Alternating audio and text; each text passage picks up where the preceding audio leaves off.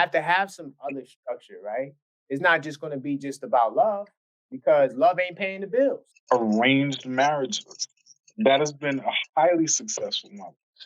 The importance of dating with a purpose rather than something that has proven time and time again to be unsuccessful. Is, well, you should have thought about that pretty much before having a child. But dating for love got you caught up. You need to focus on getting yourself together before you falling in love. Previously on the Mature Topics Podcast. But even naturally, I'm going to be honest with you. I think that it's okay to also be a sojourner of the creation of a new culture, you know? Like, not to bring up Kevin Samuels, but I will bring him up. He had a particular UVP, unique value proposition. He had a position, right? And he became kind of like a crusader for a specific message, right? Mm-hmm. So in that sense, I do believe that this platform could be used to, focus on bringing more awareness to the importance of dating with a purpose rather than something that has proven time and time again to be unsuccessful by a large football field, which is dating for just love. You know what I'm saying? How about we date for a purpose? And that can be something that is advocated for as a new perspective, thus having an impact on the community. That's a very effective way of looking at it, because when you look at the 45% of Black women who are single mothers, I'm sure they all dated for love. Of course they did. So and then, when you think of it, it's cool that you bring up Kevin Samuels, because a lot of the points that are made is, well, you should have thought about that pretty much before having a child.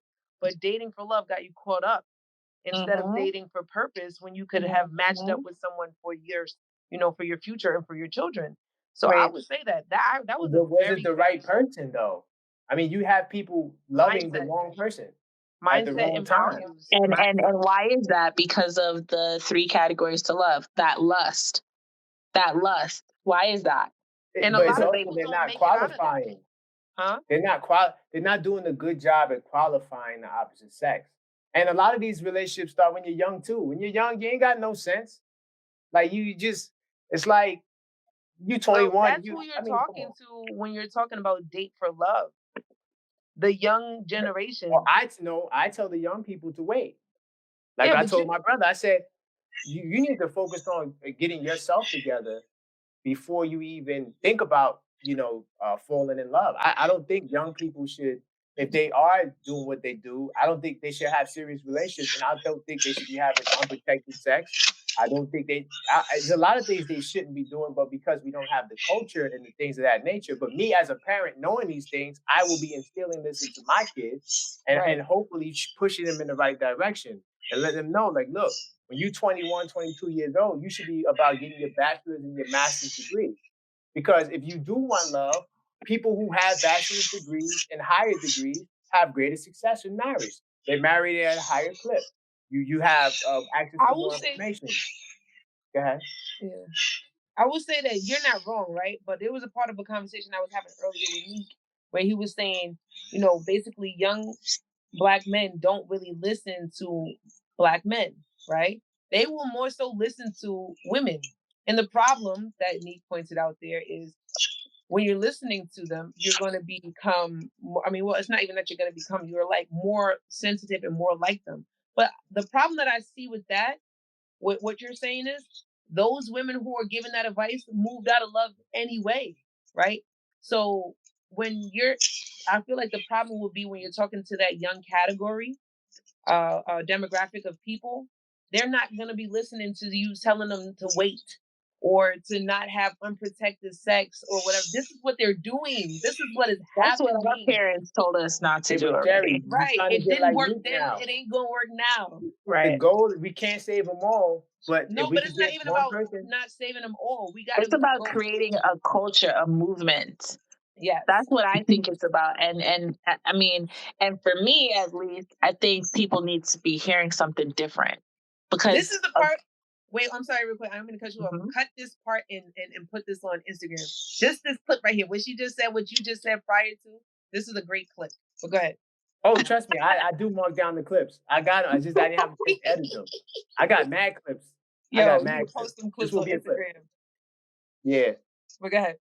Absolutely. Like, I just think that we need to be talking about something new now, given the fact that dating for love is unsuccessful. That is why to ignore the stats. Wait, hold on. Dating for love is not unsuccessful. You have a lot of people who are unsuccessful, but you could be successful dating for love. Yeah, but the stats prove otherwise. Right. And this is why Kevin Samuels was so popular, because of the narrative or culture he was creating. Basically telling women that you should be doing the purposeful thing with your bodies. And men are turned on to what he was saying because that's what they believe the whole way anyway. Why would I take a woman who's looking at me as second choice? She's already given this away to someone else. And women need to become more accountable for their own bodies in this way. Same thing when he was talking about, to men for the first 3 years. Why would you give off fuckboy energy? This is not the culture that we need to be coming from. This is not where we came from. Prior to the 60s, or in the 60s, we were getting married at these rates. Where did we go? You got, even having conversations about men washing their asses or grooming themselves well, recalculating, redoing the culture to create what it should be looking like, recreate what it should be looking like. Mm-hmm. And when it comes to women too, holding both genders accountable for a proper marriage foundation. Koron, at the risk of increasing the rift between us, brother, I just want to ask, like, when you say about dating for love, right? Yes. I would have to ask, where's the successful model of that people can follow? Because the successful models for marriage is the ones that Launch propose. Arranged marriages. That has been a highly successful model. I have yet to see a successful model for the amount of industries in America that made billions of dollars over the dopamine hit that people get. Buying cars, dating for love, rom-com. It's egregious how they are weaponizing human hormones for that purpose. Like, I understand your position because I had to deepen my listening to really understand what the issue is. But what you're saying is all we have left, but it's not correct. All we have left is dating for love because we don't have a community to form the arranged marriages. All we have is dating for love, but that is not. It's not the best way forward. We need a radical solution because we have a radical problem. We have an extreme problem. Dating for love is trying to drink toxin for I don't know, cancer. Like it's not helping. It's not helping the situation. Y'all don't believe love and purpose can't be the same thing? No. It's not the same. Innately, it's not. It can be. It can be. I think how can it be the same? It's innately different. How can it be the same? One is okay. So dating for love. Love is from what Koron's positioning is. Love, that is a scientific truth, right? Yes. Love is not scientific. There's no way to quantify love. There's no I mean, actually is. No. Hold up. No. The truth of the matter, quantify somebody's love. There is no. What it is that it's hard to conceive that love really is just a system of hormones working together. It's hard to conceive that, but from a anatomical, biological perspective, really, the concept of love is not really like this flowery, philosophical, idealistic kind of thing. Now I'm gonna have to little push back with you. So you're carrying a child. You're carrying a child within your body, right?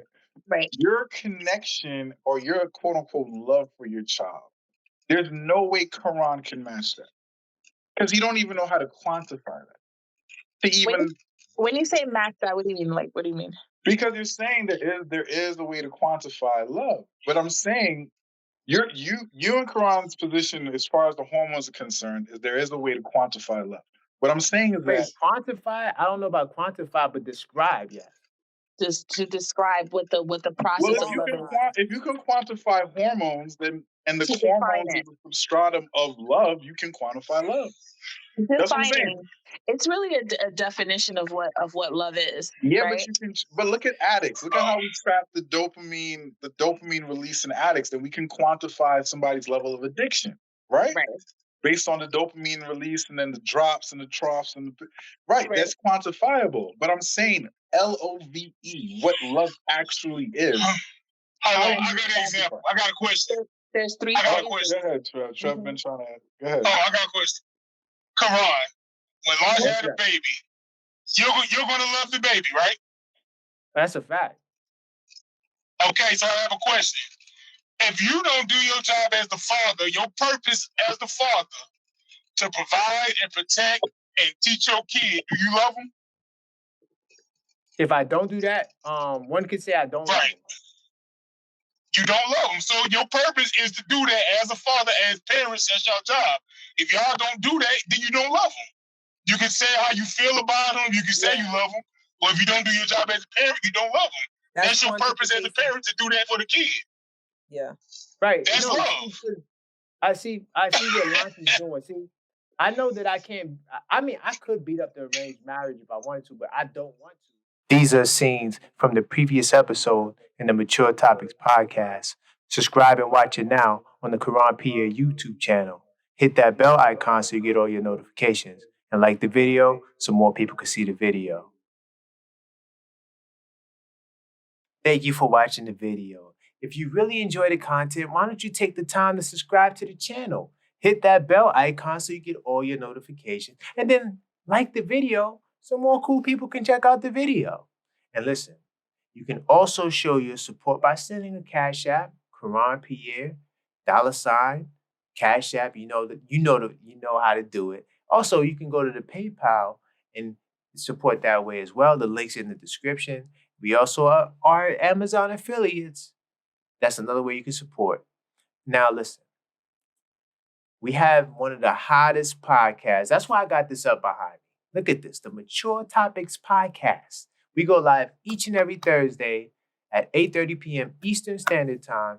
We have one of the livest discussions on the internet because we talk about those topics that are uncomfortable, that are needed to talk about. We learn things. We connect with experts and advocates, people with experience. So we don't just have a bunch of people just making things up. Listen, this is one of the most important podcasts based off the content and the conversations. I think you will enjoy it. You need to be there each and every Thursday. That's all for this video. Until next time, stay blessed.